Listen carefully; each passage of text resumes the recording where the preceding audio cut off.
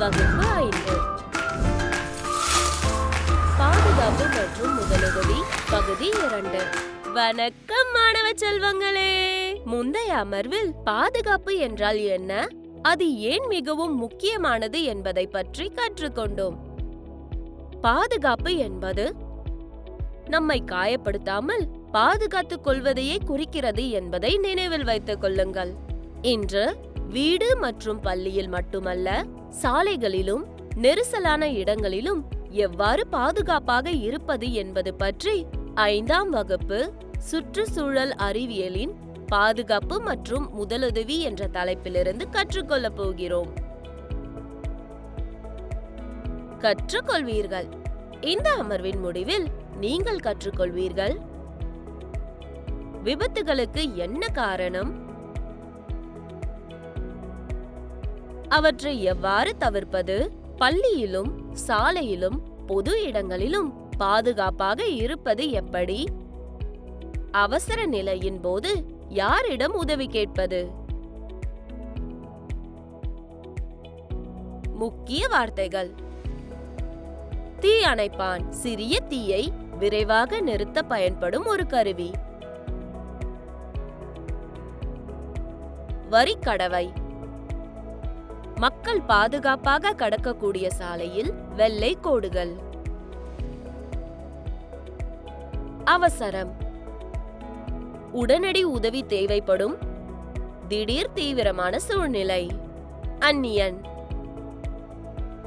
உங்களுக்கு தெரியாத ஒரு நபர். தீயணைப்பு இயந்திர வாகனம் தீயை அணைக்க வரும் ஒரு பெரிய சிவப்பு வாகனம். காவலர் மக்களை பாதுகாப்பவர் மற்றும் அனைவரும் சட்டத்தை பின்பற்றுவதை உறுதி செய்பவர். தடை அரண் மக்கள் ஆபத்தான பகுதிகளுக்குள் செல்வதை தடுக்க பயன்படுத்தப்படும் ஒரு தடை அல்லது வாயில். கருத்து வரைபடத்தை பாருங்கள்.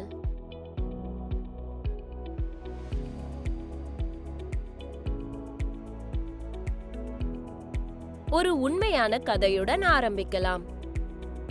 தமிழ்நாட்டில் ஒரு பள்ளியில் தீ விபத்து ஏற்பட்டது. பல குழந்தைகள் காயமடைந்தனர்.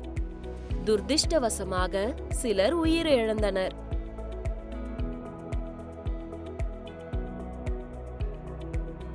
இது போன்ற விபத்துகள் மீண்டும் நிகழாமல் இருக்க அரசாங்கம் நடவடிக்கை எடுக்க வைத்தது. எனவே குழந்தைகளே, உங்களுக்கான சில பாதுகாப்பு குறிப்புகள் இங்கே.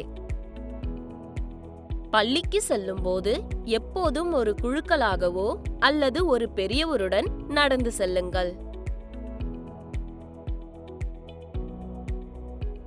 அந்நியர்களிடம் ஒருபோதும் பேசாதீர்கள் அல்லது அவர்களுடன் செல்லாதீர்கள். அந்நியர்கள் கொடுக்கும் பிஸ்கெட் அல்லது சாக்லேட்டுகளை சாப்பிட வேண்டாம், அவை பாதுகாப்பாக இருக்காது.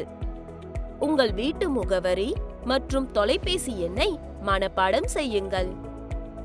நீங்கள் வழி தவறிவிட்டால் ஒரு காவல் அதிகாரி அல்லது கடைக்காரர், காவலர் அல்லது ஆசிரியர் போன்ற நம்பகமான பெரியவரிடம் உதவி கேட்கவும். சரி, இப்போது சாலை பாதுகாப்புக்கு வருவோம். பரபரப்பான சாலையில் யாராவது ஓடுவதை நீங்கள் எப்போதாவது பார்த்திருக்கிறீர்களா? அது மிகவும் ஆபத்தானதாக இருக்கலாம். எனவே எப்போதும் நினைவில் வைத்துக் கொள்ளுங்கள், வரிக்கடவையிலோ மற்றும் போக்குவரத்து சமிங்கையின் மூலம் சாலையை கடக்கவும். பச்சை சமிங்கைக்காக காத்திருந்து கடப்பதற்கு முன் இருபுறமும் பாருங்கள்.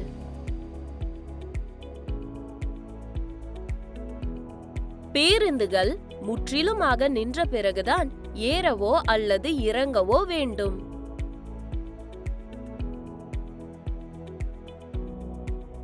வாகனம் ஓட்டும் போது கைபேசிகளை பயன்படுத்த வேண்டாம். எப்போதும் தலைக்கவசம் மற்றும் சீட் பெல்ட்டுகளை அணியுங்கள். தீ விபத்து என்றால் என்ன? தவறுதலாக ஏதாவது தீப்பிடித்து மக்களுக்கும் இடங்களுக்கும் சேதம் விளைவித்தால் அது தீ விபத்து எனப்படும். தீ பாதுகாப்பு பற்றி அறிந்து கொள்வோம். தீ விபத்துகள் இது போன்ற காரணங்களால் ஏற்படலாம். பழுதடைந்த மின்சார கம்பிகள், எரிவாயு கசிவுகள், எரியும் தீக்குச்சிகளை கவனக்குறைவாக வீசுதல். எனவே நாம் தீ விபத்து ஏற்படும் போது மின் தூக்கியை ஒருபோதும் பயன்படுத்த வேண்டாம். உடனடியாக தீயணைப்பு வாகனத்தை அழைக்கவும். பள்ளிகளிலும் திரையரங்குகளிலும் தீயணைப்பான்கள் எங்கு வைக்கப்பட்டுள்ளன என்பதை அறிந்து கொள்ளுங்கள். அவை சிறிய தீயை நிறுத்த உதவுகின்றன. இப்போது நம் சுற்றுப்புறத்தின் பாதுகாப்பை பற்றி பார்ப்போம். நமது சுற்றுப்புறங்களில் சாலைகள், பூங்காக்கள் மற்றும் விளையாட்டு மைதானங்கள் போன்ற இடங்கள் அடங்கும். சில நேரங்களில் நாம் கவனமாக இல்லாவிட்டால் இந்த பகுதிகள் பாதுகாப்பற்றதாக இருக்கலாம். உதாரணமாக, திறந்திருக்கும் ஆழ்துளை கிணறுகள் அல்லது சாக்கடை துளைகள் மிகவும் ஆபத்தானவை.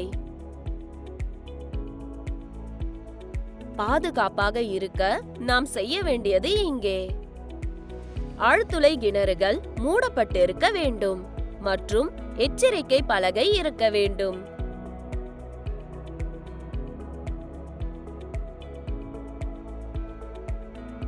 திறந்திருக்கும் சாக்கடை துளைகளை கண்டால் உடனடியாக நகராட்சி அலுவலகத்திற்கு தெரிவிக்கவும்.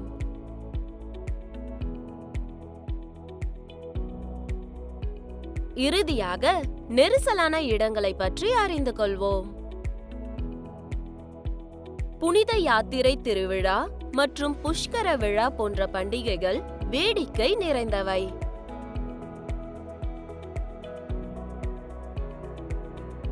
ஆனால் அதிகமான மக்கள் இருப்பதால் அவை ஆபத்தானவை. தொலைந்து போவது, நோய்வாய்ப்படுவது, தண்ணீர் அல்லது நெருப்புக்கு அருகில் விபத்துகள் ஏற்படுவது எளிது. பாதுகாப்பாக இருக்க என்ன செய்ய வேண்டும் என்று பார்க்கலாம்.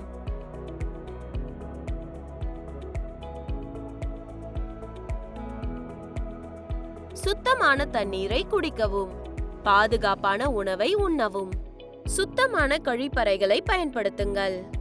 தேவைப்பட்டால் காவல் உதவி மையங்கள் அல்லது சுகாதார முகாம்களை தேடுங்கள்.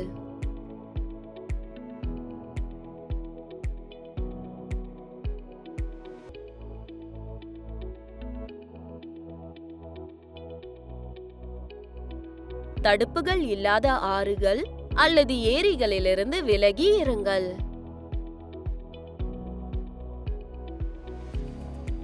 எப்போதும் உங்கள் குடும்பத்தினருடனோ அல்லது குழுவுடனோ இருங்கள். எனவே குழந்தைகளே, நீங்கள் எங்கிருந்தாலும் எச்சரிக்கையாக, கவனமாக இருங்கள். மற்றவர்களுக்கும் உதவுங்கள். நாம் அனைவரும் சிறிய பாதுகாப்பு சாம்பியன்களாக மாறி நமது உலகத்தை பாதுகாப்பான இடமாக மாற்றுவோம். மாணவர் அறிவு மதிப்பீடு. சரியான விடையை தேர்வு செய்க. கேள்வி 1. நீங்கள் தொலைந்து போனால் என்ன செய்ய வேண்டும்? ஆ. ஒரு அந்நியருடன் செல்லுங்கள். ஆ. ஒரு மரத்தின் பின்னால் ஒளிந்து கொள்ளுங்கள். இ. அருகில் உள்ள ஒரு காவலர் அல்லது கடைக்காரருக்கு தெரிவிக்கவும். கேள்வி 2. பேருந்திலிருந்து எப்போது இறங்கலாம்? ஆ. அது நகரும் போது. ஆ. அது முழுமையாக நிறுத்தப்படும் போது. இ. முன் ஜன்னலில் இருந்து. கேள்வி 3. சைக்கிள் அல்லது இருசக்கர வாகனம் ஓட்டும் போது என்ன அணிய வேண்டும்? ஆ. தொப்பி. ஆ. தலைக்கவசம். இ. ஸ்கார்ஃப். கேள்வி 4. விபத்துகள் அல்லது குற்றம் போன்ற அவசர நிலைகளில் யார் உதவுகிறார்கள்? ஆ. காவலர். ஆ. கடைக்காரர். இ. ஆசிரியர். கேள்வி 5. திறந்திருக்கும் ஒரு சாக்கடை துளையை கண்டால் நீங்கள் என்ன செய்ய வேண்டும்? ஆ. அதன் மேல் குதிக்கவும். ஆ. நகராட்சி அலுவலகத்திற்கு தகவல் தெரிவிக்கவும். இ. அதில் கற்களை எறியுங்கள். கோடிட்ட இடங்களை நிரப்புக. கேள்வி 1. நாம் ஒருபோதும் அந்நியர்களிடமிருந்து டேஷ் ஏற்றுக்கொள்ளக் கூடாது. கேள்வி 2. தீயணைப்பான்கள் டேஷ் அணைக்க உதவுகின்றன. கேள்வி 3. இரு சக்கர வாகனங்களில் செல்வோர் டேஷ் அணிய வேண்டும். கேள்வி 4. எப்போதும் டேஷ் கடவையில் சாலையை கடக்கவும். கேள்வி 5. அவசர நிலை ஏற்பட்டால் நாம் டேஷ் அழைக்க வேண்டும். பின்வருவனவற்றை பொருத்தவும். பின்வரும் கேள்விகளுக்கு பதிலளிக்கவும். கேள்வி 1. ஒரு அந்நியன் உங்களுக்கு சாக்லேட் கொடுத்தால் என்ன செய்ய வேண்டும்? கேள்வி 2. தீ விபத்து ஏற்படும் போது நாம் ஏன் மின் தூக்கியை பயன்படுத்தக்கூடாது? கேள்வி 3. கூட்டம் அதிகமாக இருக்கும் விழாக்களில் என்ன மாதிரியான ஏற்பாடுகள் செய்யப்பட வேண்டும்? கேள்வி 4. திரையரங்குகள் அல்லது பெரிய கட்டிடங்களில் காணப்படும் 2 பாதுகாப்பு பொருட்களை குறிப்பிடவும். திட்டப்பணி. கேள்வி 1. சாலைகளில் பாதுகாப்பு விதிகள் பின்பற்றப்பட வேண்டியதின் அவசியத்தை காட்டும் ஒரு சுவரொட்டியை அல்லது மாதிரியை உருவாக்கி உங்கள் வகுப்பறையில் காட்சிப்படுத்துங்கள். கேள்வி 2. வகுப்பறையில் பின்பற்ற வேண்டிய பாதுகாப்பு விதிகளை விளக்கப்படத்தில் எழுதி அதை உங்கள் வகுப்பறையில் காட்சிப்படுத்தவும்.